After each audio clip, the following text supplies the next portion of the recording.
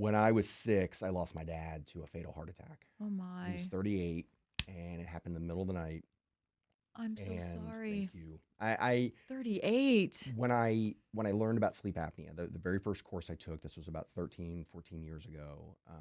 One of the big topics was sudden heart attack, especially in the middle of the night. And so I actually called my mom that night and I said, "Did Dad have sleep apnea?" And her response was, "Well, what is that?" Like, well, Right. Yeah, sure. that's the Sure, sure, problem. sure. Nobody knew what was going on.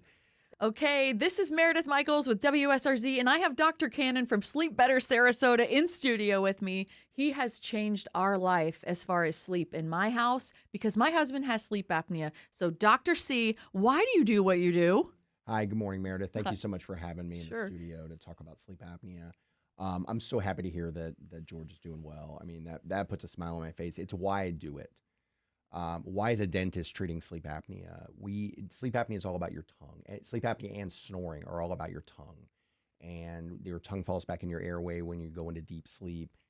It partially closes it, or it completely closes it, and essentially you're suffocating on your own tongue.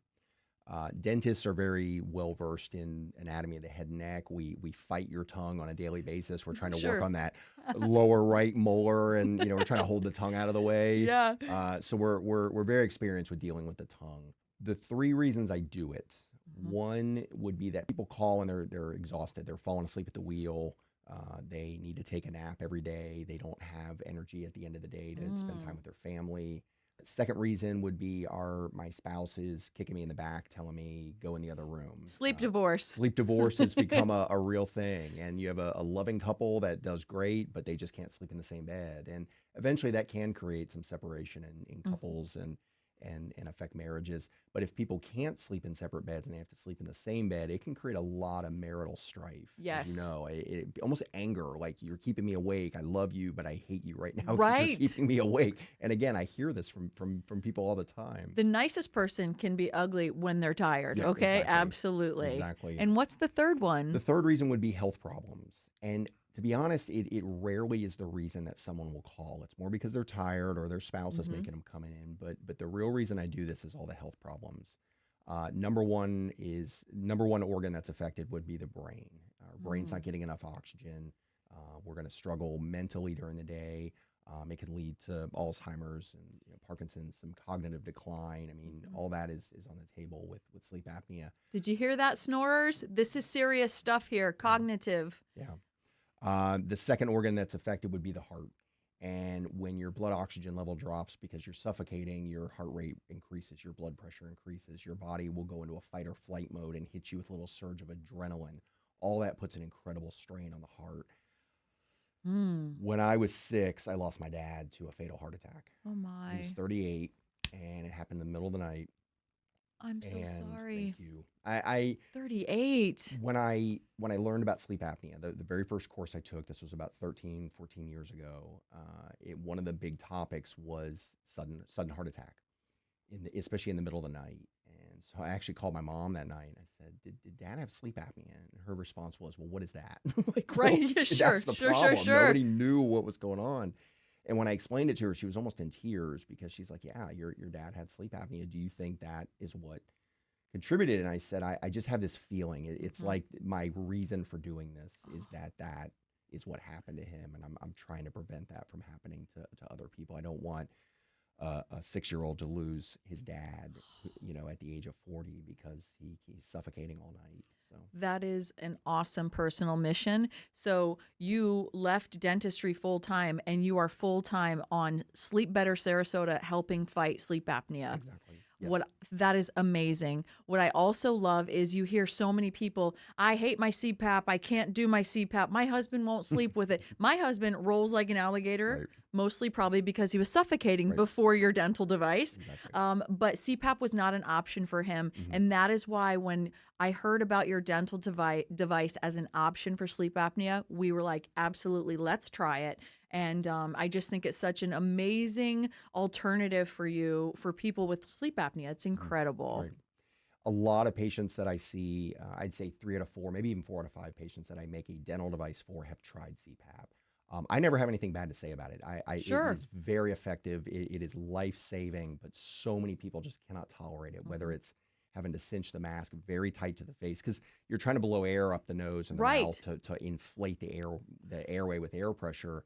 And then you got the hose and the noise that it makes, and people just can't do it. They try, they take it off in the middle of the night because they're just tired of it. They don't put it back on, and that's unfortunately when you need it most is late in the night at 3, 4, 5 in the morning is when you need it most. Sure. And I'm in my mid 40s. My husband's in his late 40s. CPAP is kind of a new term in our world, but that's what was so interesting is it actually is like shoving the air into your nose. But if you're able to rip that off in the middle of the night when you're sleeping, my husband has never taken the dental device out. So I do think even if you're a wild sleeper, that dental device stays in, it stays put. Do you want to show him a little bit about the dental device? Let's do it. And the other note I'll make is I have sleep apnea and I wear a dental device. I actually wear this exact model. And I never take it out. I sleep 7 hours beautifully, and it's the best sleep I've ever gotten. So a dental device is always going to be two pieces. There's always going to be an upper and a lower. Think of it like an upper and lower mouth guard. But you can see there's little wings on the side of that. It looks like fancy Invisalign, but with bigger wings. I used to have the Invisalign trays, and they're relatively comfortable. They really are. They're a little thicker than Invisalign, but they're not the big bulky mouth guard that you think of, like a football mouth guard, like the over-the-counter stuff. A lot of people will come in, they'll say, I tried something off Amazon. I slept better, but it's too thick, it's too bulky, it broke, it only lasted 3 weeks. You can wear those down, right? Yes. This is, if you're being targeted by like an ad on social media or on Amazon for those mouth guards, like he said, they may help a little bit, but it's not the custom fitting that you get with your dental device. Right, exactly. So if you have your upper, and of course it's mounted on there on the model, if you have your upper and your lower, and when those wings engage, that's going to keep your jaw from falling backwards. Essentially, it's going to create a gating effect. We're only going to fall back to that position. You can still open and close, you can still wiggle around, but you're only going to fall to that position. In the morning, you take them out, do some quick kind of jaw exercises to get your bite back into proper position, and you go about your day feeling great. That's fantastic. And if you think about laying back, especially if you're not at an incline, that jaw goes back, that tongue goes back. That's what you're choking on. So that little wing thing, pulling that jaw forward, makes all the difference. It really does. So my husband had a consultation, then did this at-home sleep study, which we'll cover that in a different part of a video, and then I think you've only had to tweak it that first time.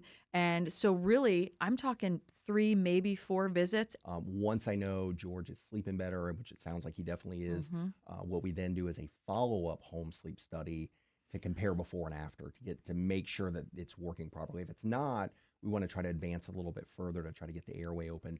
But it does have its limitations. We can only move the jaw so far forward. Sure. But that follow-up home sleep test will give us an idea how well it's working. I cannot wait to compare the before and the after for that sleep test, because what scared me is, so my grandmother's on oxygen and the doctor never wants her under a 94. It's terrible for your brain and your organs.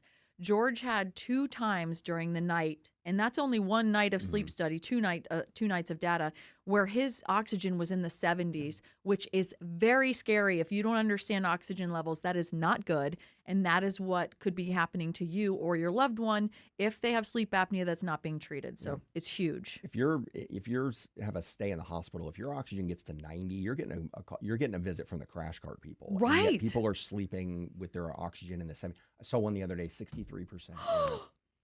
63. I have goosebumps. That's my low score. Yeah. 63. They're like code blue or whatever. Yes, they're coding. And you'd never know it. The man was healthy. He slept okay. It was his wife that was so bothered by it. But that's actually how low his oxygen got. So okay, you guys, you heard it here. You need a dental device if you or your loved one snores. And the best place to start, especially on the Suncoast, is Dr. Cannon at Sleep Better Sarasota.